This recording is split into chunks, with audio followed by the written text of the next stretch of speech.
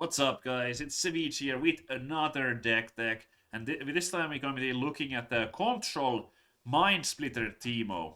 This is an extremely greedy deck, but it's been working well for me, and it's so much fun to play. So let's get right into it. First of all, let's start with the battlefield strategy. Uh, our best battlefield is, of course, the Bandle tree. It's good both going first or going second. I think it's a solid one to start the game with. Game one, you really want to get the W. Not only is this a very powerful battlefield for you to be able to hide an extra card, but it also almost never helps your opponent. So that's also a very nice upside of it. It's only good for you. The second and third battlefield we have, the second one is the star tipped peak, and this one you only select if you're going first. You only select it after, if you lose game one, then you would select this for game two. If you lose game game two, then you would select this for game three. So this is your battlefield that you only pick when you know you're going first, because it snowballs incredibly hard. We need that extra mana, and we can defend it quite well with even the champion zone TEEMO and everything. So that's what we're doing. We're defending it with secrets. So we get there on turn 2, and we defend it with secrets. The last battlefield we have is the Aspirant's Climb. This is for the game where the opponent is the one going first in a best of 3, because we want to extend that game. We know that the opponent is going first, and we want to extend that game to be able to get to the late game where our plays get super powerful. The champion zone TEEMO that we're using is the purple TEEMO. The blue one would not fit in this deck at all. Just a quick reminder that you can hide a card directly from the champion zone. Previously, it used to be that at some point it was you first need to put it into your hand, but you can play him directly from the champion zone, and you can also hide him directly. It's especially meaningful when we are doing the star tip peak strategy, where we go a 2-drop on turn 1, and then a 4-drop played hopefully directly into the battlefield.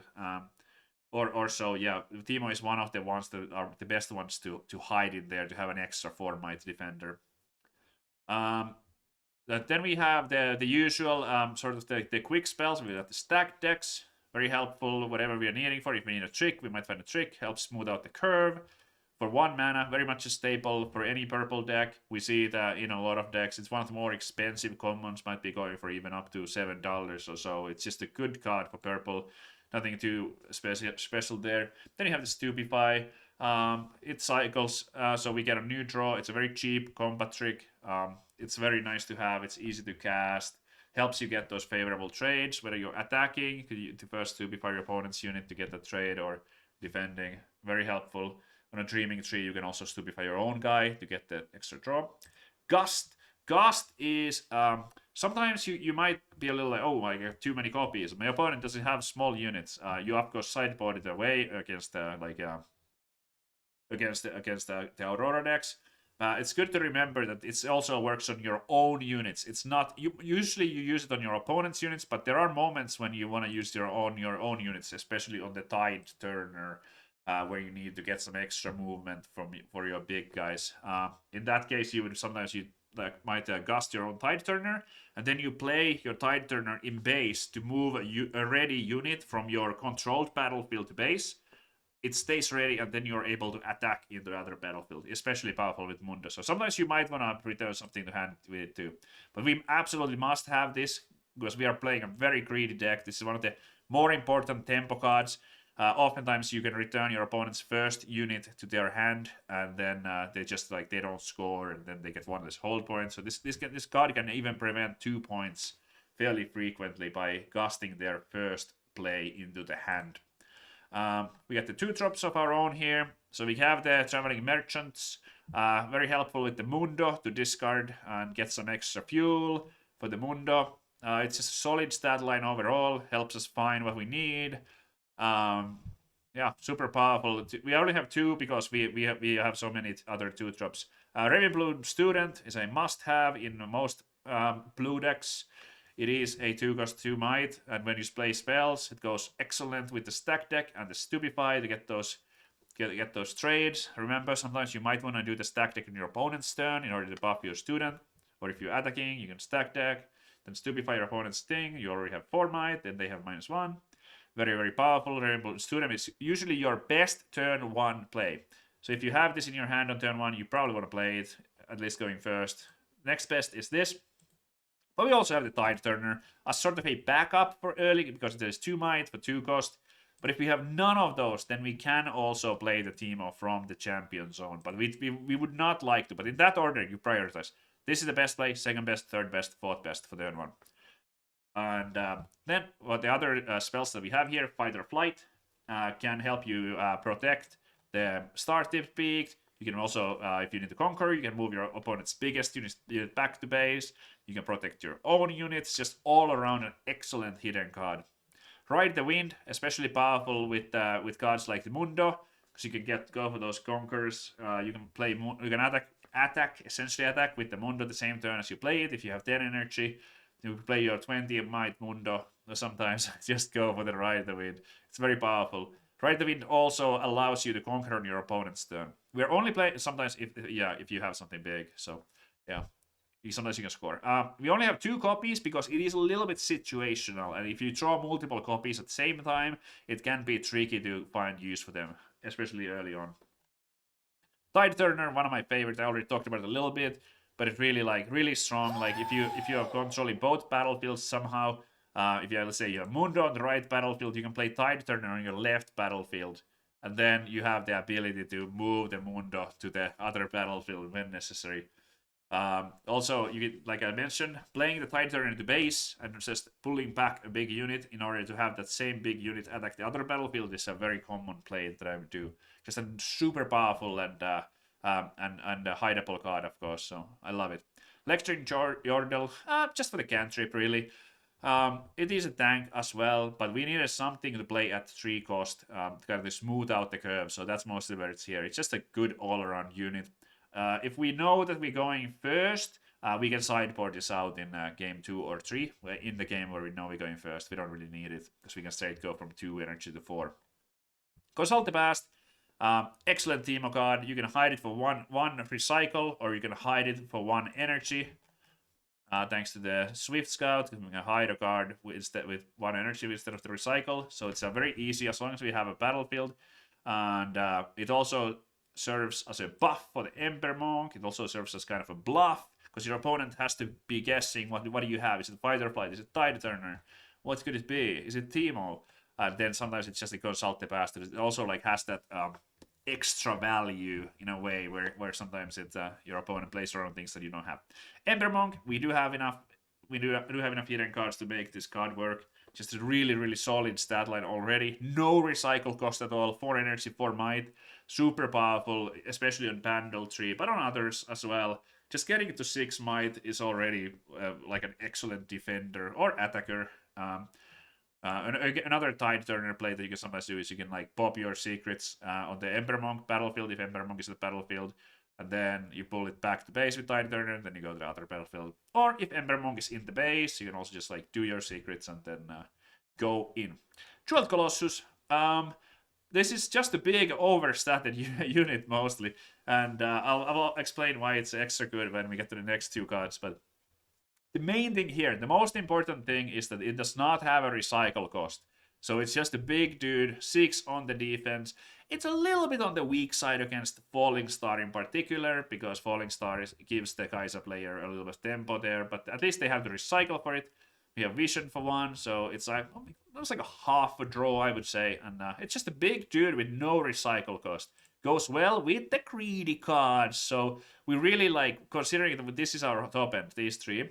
The recycle cost on a 5 that would be a disaster. So the Ember Monk and the Jewel Colossus are our middle-sized units. Both excellent curve. So we play this at 5 energy, for example, on turn 2. We can play Yordle on 1, or we can play some hiding cards. And then we go Jewel Colossus at 5 energy, and then we get to 7. And then we have these bad boys. Thousand Tail Watcher. I think you could argue, if you want to add some pet card of yours, something that's not included in the list, I think you could maybe cut 1, but you have to play at least 2 of these bad boys. It is just an incredibly powerful card. And yeah, it just has to be there. Giving those -3 accelerated, that's often how you can win the game if you don't win with the Mundo. Mind Splitter, TEEMO does often lean towards a defending strategy when we have hidden cards like Fight or Flight, and the last point often comes from holding. So this is sort of like the card that diffuses your opponent's win condition, whether it could be a stratagem or any kind of like whatever is their finishing move, so to say, like the final thing, like it could be a buy with Bright the Wind or everything. And the information is also very valuable. So you have 2 copies of these. So it just has felt amazing to play every single time. Once we get to 7 mana, 8 mana, or 8 energy, you can often find yourself kind of like playing like one of these guys each turn, and then we just, okay, this has 2 recycle cost, this has 2 recycle cost, this has 2 recycle cost. We find ourselves like staying around that energy, but it's very important that we have these no recycle units to get to that 7-8 point. Alright, Dr. Mundo, our last line of defense, our holding unit. We usually have a bunch of cards already in the graveyard when we play this. Oftentimes you want to play it directly into a battlefield that you are controlling and have the Mundo hold it with the secrets. So yeah, you can slam it directly there, and then it's going to be 14. You keep holding with the Mundo. Or optionally, if you get to 10, you can play Mundo and ride the wind the same turn. Also a very, very powerful move. There's 2 ways. If you're holding with Mundo and your opponent is holding with something else, there's a couple of ways to bring him back to base to go on the offense without Ride the Wind. Let's say you untap with a Mundo. You can do the Tide Turner play that I've mentioned a couple of times, or you can use your own. You can use Fight or Flight on the ready Mundo to move it from the battlefield to base, and that allows your crazy big Mundo to go in. I've seen some versions with even 3 Mundos, but I found that there's a little bit too much diminishing returns on having multiple Mundos, because they do both like consume the trash, so that's not great. And also we just have the merchants and like consultables. There's so much card draw all around here, Stupefy stack deck. So with the 3 copies of stack deck, 3 Stupefys, all this card draw, it's pretty common that you have a Mundo almost every game. And if you don't get a Mundo, then like Watchers can also win the game. Okay, sideboard. So what do we have here? We have Yordle and 2 Sneaky Deckhands. You're like, huh? So these are in particular, it's for the game where we are going second. So the game where we are going second. So it would be the Aspirant's Climb game. Because we know we are starting with 3 energy. In that game, we don't really need the merchants. So we can take out the merchants and sometimes like Gust if it's something, if it's in like a greedier deck with not that many plays early, or whatever seems like it wouldn't be a good fit. You can take 1 Watcher out. It depends. It really depends. But having more 3 mana plays when you start with 3 mana is just good. So that's the main reason. And the Sneaky Deckhand has the extra value that when you play it into a battlefield, you can start hiding cards immediately. So if your opponent is playing some kind of snowball battlefield, you might actually get there first, and then you can hide your TEEMO champion at 3 energy. Once again, the rules, the way it works now after the erratas and everything, is that you can hide him. You don't have to first put him in the hand. You can hide him directly by using that energy. So you can put this, you can Sneaky Deckhand and then just hide a TEEMO on turn 2 to or turn 1 to try hold the snowball battlefield. Then we have Fading Memories. Fading Memories is mostly for Dazzling Aurora. It says give a gear or unit sometimes, very rarely, but usually this is for gear. Give a gear temporary, so it dies at the beginning phase. So effectively against Aurora, it just destroy that. Another gear that we want to target with this is the Baited Hook if you're playing as Darius, because Darius can gain so much value from Baited Hook. So this is for Baited Hook and Dazzling Aurora. Then we have the possessions. We have 2 possessions. If you know that your opponent doesn't has big units but no access to cards like Windwall, or maybe they won't play it, or you don't have it in the sideboard, we can consider playing a couple of possessions. Maybe take out some of this other high end.